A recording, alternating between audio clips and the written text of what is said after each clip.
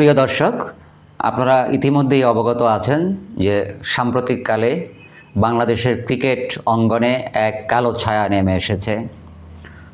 আর তার মূল সূত্র হচ্ছে আমাদের স্বনামধন্য খেলোয়াড় মুস্তাফিজুর রহমানকে কেন্দ্র করে।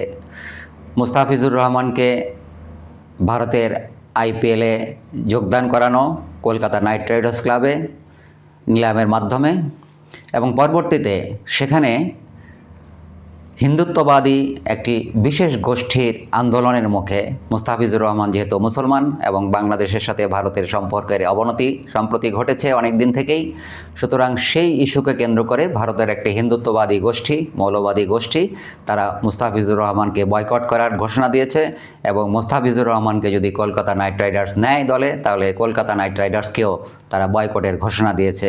এমনকি কলকাতা নাইট রাইডার্সের একজন মালিক শাহরুখ খান, তার বিরুদ্ধে নানা অভিযোগ উঠেছে, তাকে দেশদ্রোহী পর্যন্ত তারা বলেছে। কিন্তু আমার প্রশ্ন হচ্ছে, এই বিষয়টিকে কেন্দ্র করে বাংলাদেশ ক্রিকেট বোর্ড এবং আমাদের অন্তর্বর্তী সরকারের যুব ও ক্রীড়া মন্ত্রণালয়, বিশেষ করে এই মন্ত্রণালয়ের নতুন দায়িত্বে যিনি এসেছেন ডক্টর আসিফ নজরুল, এই সবাই মিলে এই বিষয়টিকে যেভাবে হ্যান্ডেল করছেন সেটা কতটা রাজনৈতিক এবং কতটা কূটনৈতিকভাবে তারা হ্যান্ডেল করছেন বলে আপনাদের মনে হয়? আমার মনে হয় এখানে কূটনীতির চেয়ে রাজনীতি অধিক গুরুত্ব পেয়েছে। ধরুন, আমরা মুস্তাফিজের যখন শুনতে পেলাম যে মুস্তাফিজুর রহমানকে আইপিএল থেকে বাদ দিয়ে দেওয়া হয়েছে, এর সাথে সাথে আমাদের প্রতিক্রিয়া হিসাবে প্রথমে আমাদের যে বিসিবি, বাংলাদেশ ক্রিকেট বোর্ড, তারা অফিসিয়ালি তেমন কোনো প্রতিক্রিয়া জানায়নি। কিন্তু আমরা দেখতে পেলাম যে যুব ও ক্রীড়া মন্ত্রণালয়ের নবনিযুক্ত যিনি উপদেষ্টা ডক্টর আসিফ নজরুল, যিনি আরও দুটি মন্ত্রণালয়ের উপদেষ্টা, তিনি বাংলাদেশ ক্রিকেট বোর্ডকে এক ধরনের নির্দেশনা প্রদান করলেন যে এটি বাংলাদেশের মান সম্মানের বিষয়, বাংলাদেশের জন্য অপমানজনক, আমাদের খেলোয়াড়কে তারা আইপিএল থেকে বাদ দিয়েছে, অতএব আগামী কিছুদিনের মধ্যে ভারতে যে টি-20 বিশ্বকাপ অনুষ্ঠিত হতে যাচ্ছে সেখানে আমরা ভারতের মাটিতে অংশগ্রহণ করব না। তিনি এটা বলেই ক্ষান্ত হলেন না, তিনি সাথে সাথে তথ্য সম্প্রচার মন্ত্রণালয়ের যিনি দায়িত্বে আছেন তাকেও নির্দেশ দিলেন বা অনুরোধ করলেন যেন আইপিএলের কোনো খেলা বাংলাদেশে সম্প্রচারিত না হয় কোনো টেলিভিশনের মাধ্যমে। এই বিষয়টি আমরা কিভাবে দেখব? যুব ক্রীড়া মন্ত্রণালয় কি বাংলাদেশ ক্রিকেট বোর্ডকে সুযোগ দিতে পারত না এটা ভারতীয় ক্রিকেট বোর্ডের সাথে প্রাথমিকভাবে আলোচনার জন্য, যে কেন মুস্তাফিজকে বাদ দেওয়া হলো, কোন কারণে বাদ দেওয়া হলো, এবং সেখানে তাদের সাথে কোনো রকম নেগোসিয়েশন করা যায় কিনা বা ডায়ালগের পথ খোলা রাখা যায় কিনা, সেটি না দিয়ে সরাসরি যখন সরকার তথা যুব ক্রীড়া মন্ত্রণালয় হস্তক্ষেপ করে বিসিবির উপরে এবং তারা পরিষ্কারভাবে আইসিসিকে চিঠি লিখে বলে দেয়, চিঠি লিখতে অনুরোধ করে যে বাংলাদেশ তাহলে টি-20 বিশ্বকাপ খেলতে ভারতের মাটিতে যাবে না, যেহেতু ভারত এবার আয়োজক দেশ।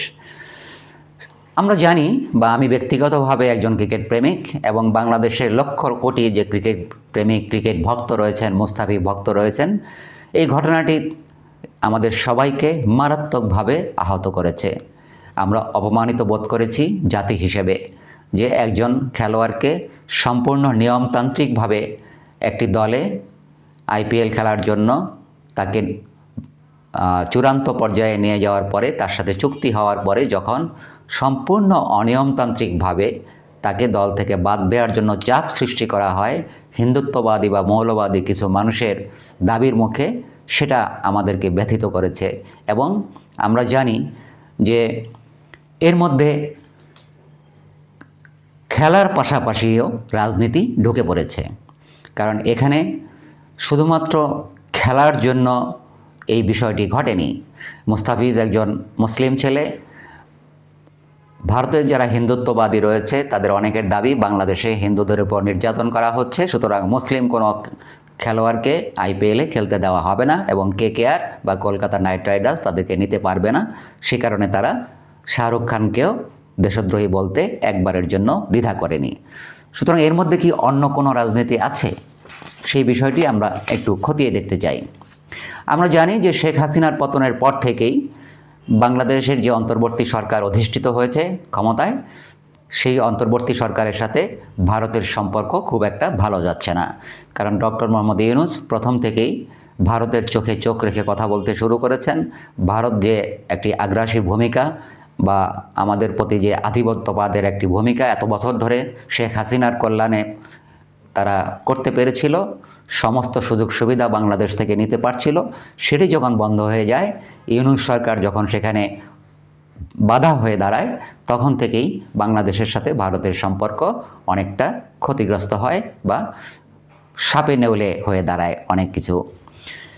কিন্তু মজার বিষয় হচ্ছে ভারতের সাথে কিন্তু আমাদের সব কিছুই চলছে। মাঝখানে হয়তো কিছুদিন ভিসা দেওয়া ভারত বন্ধ রেখেছিল, কিন্তু আমাদের সাথে বাণিজ্য চলছে। আদানির বিদ্যুৎ আমাদের দেশে সরবরাহ হচ্ছে। আমাদের দেশের বিভিন্ন দলের রাজনীতিবিদরা ভারতের রাজনীতিবিদদের সাথে গোপনে এবং ওপেনে তারা নানা সভা সমাবেশ করছে, নানা রকম কূটনৈতিক ভাব বিনিময় করছে, ক্ষমতায় যাওয়ার জন্য ভারতের পিছনে লেগে আছে। এই সব কিছুই চলছে।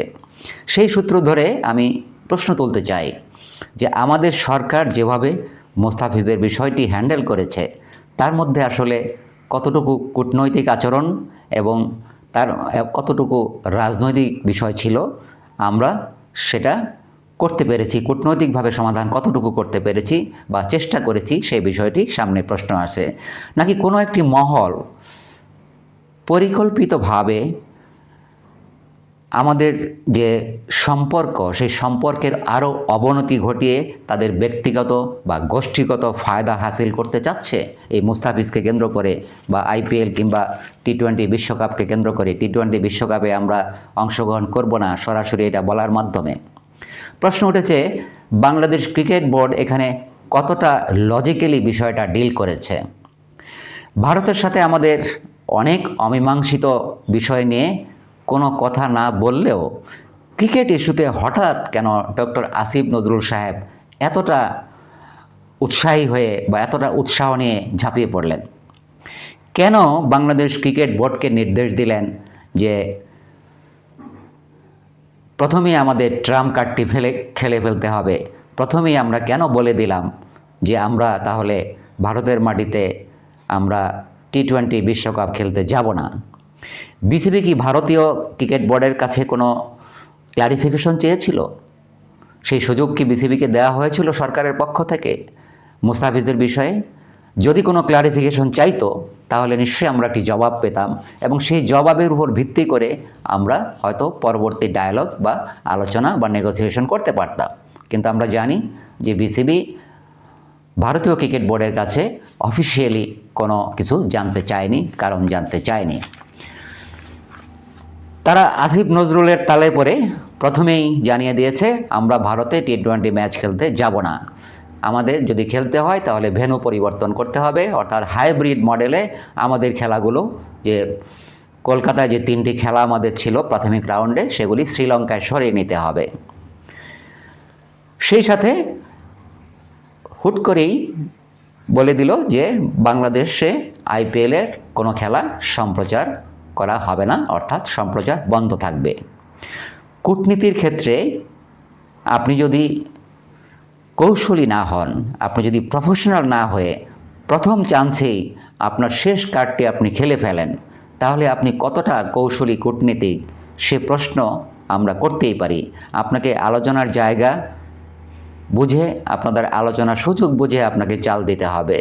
সেই বিষয়ে আপনি চাল না দিয়ে সরাসরি যখন এরকম সিদ্ধান্তে পৌঁছে যান, তখন আপনার জন্য শত্রুর পক্ষ অনেক বেশি সুযোগ পেয়ে যায়।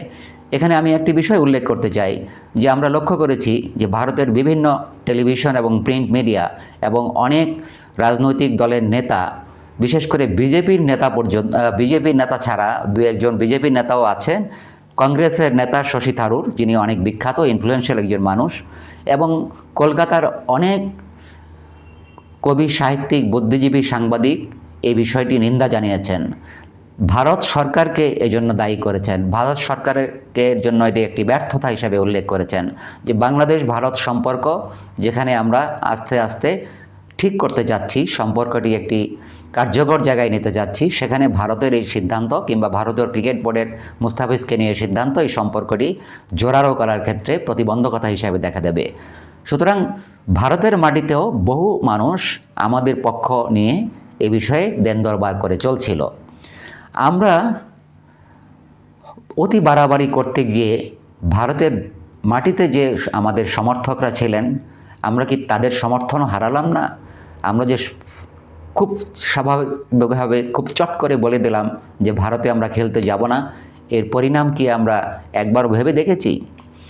আমরা জানি আইসিসির যে বোর্ড, সেই বোর্ডের বর্তমান চেয়ারম্যান হচ্ছেন একজন ভারতীয় এবং আইসিসি মোটামুটি ভারতীয়রাই কন্ট্রোল করে থাকে।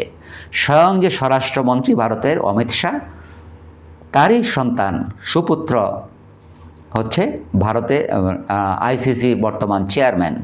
অর্থাৎ আমরা কি আশা করতে পারি যে আইসিসি কাছে চিঠি লিখলেই আইসিসি আমাদের সকল দাবি মেনে নেবে? এটা বাংলাদেশের যে কোনো একজন সাধারণ মানুষও এটা বুঝতে পারে। কিন্তু আমরা আশা করলাম যে আইসিসি আমাদের দাবি মেনে নিয়ে আমাদের খেলাগুলো ভারত থেকে সরিয়ে শ্রীলঙ্কায় নিয়ে যাবে। এখন যদি এমন হয়, আমরা জানি যে 2-1 দিনের মধ্যেই আইসিসি তার চূড়ান্ত সিদ্ধান্ত জানিয়ে দেবে যে অর্থাৎ বাংলাদেশের খেলাগুলো তারা ভারত থেকে সরিয়ে নেবে কি না, নাকি বাংলাদেশকে যদি টি-20 বিশ্বকাপ খেলতে হয় তাহলে ভারতে গিয়েই খেলতে হবে। যদি সিদ্ধান্তটি এমন হয় যে ভারতে গিয়েই খেলতে হবে, তাহলে কি আমাদের নাক কাটা যাবে না? আমরা যদি তখন যাই ভারতেই আবার খেলতে, তাহলে কি আমাদের মাথা নিচু করে যেতে হবে না? আর উল্টো দিকে যদি আমরা আমাদের সিদ্ধান্তে অটল থাকি যে না, আমরা কোনোভাবেই ভারতের মাটিতে টি-20 বিশ্বকাপ খেলতে যাব না, তাহলে এর পরিণাম কতটা ভয়াবহ হতে পারে ক্রীড়াক্ষেত্রে এবং রাজনৈতিক ক্ষেত্রে এবং কূটনৈতিক ক্ষেত্রে, সেটা কি আমরা ভেবে দেখেছি? আসিফ নজরুল সাহেব কি সেটা একবারও ভেবে দেখেছেন? নাকি তিনি তার নিজের ইচ্ছা অনিচ্ছাকে কাজে লাগিয়ে বাংলাদেশের সাধারণ মানুষের যে অনুভূতি সেটাকে কাজে লাগিয়ে তিনি এই সিদ্ধান্ত বিসিবির উপর চাপিয়ে দিয়েছেন? আমি একজন ভারতের আগ্রাসন বিরোধী এবং আধিপত্যবাদ বিরোধী চরিত্রের মানুষ এবং আমি ভারতের চরম বিরোধী এই অর্থে, কারণ ভারত আমাদের সাথে অনেক অসম্মানজনক আচরণ করেছে এবং করে যাচ্ছে। তারপরেও আমি বলতে চাই যে আমরা বিষয়টিকে যতটা না কূটনৈতিকভাবে ডিল করেছি, তার চেয়ে অধিক বেশি রাজনৈতিকভাবে আমরা ডিল করেছি। এটা কি দেশের যে বর্তমান সরকার, এটা কি বাংলাদেশ সরকারের সিদ্ধান্ত, নাকি এটা যুব ক্রীড়া মন্ত্রণালয়ের দায়িত্বপ্রাপ্ত জনাব আসিফ নজরুল সাহেবের সিদ্ধান্ত? সে বিষয়টিও আমাদের জানা দরকার। নাকি সরকারের অভ্যন্তরে থাকা কিছু ঘাপটি মেরে থাকা ভারতপন্থী লোকেরা বাংলাদেশের সাথে ভারতের সম্পর্ককে আরও অধিক জটিল মাত্রায় নিয়ে যাওয়ার জন্য পরিকল্পিতভাবে তারা এই কাজটি করছেন? এটা আমাদের জানা দরকার। এটা কি ডক্টর মোহাম্মদ ইউনূস জানেন? ডক্টর মোহাম্মদ ইউনূসের সাথে আলোচনা করে কি আসিফ নজরুল সাহেব এটা করেছেন? জনাব আসিফ নজরুল তো ডিফ্যাক্টো প্রধান উপদেষ্টা, কথা বাজারে বলা বলেই আছে। অর্থাৎ আসিফ নজরুল সাহেবের সাথে সব কিছু পরামর্শ করেই ডক্টর ইউনূস সিদ্ধান্ত নিয়ে থাকেন। সুতরাং আসিফ নজরুল কি এই সিদ্ধান্ত নেওয়ার আগে ডক্টর ইউনূসের সাথে কথা বলেছেন?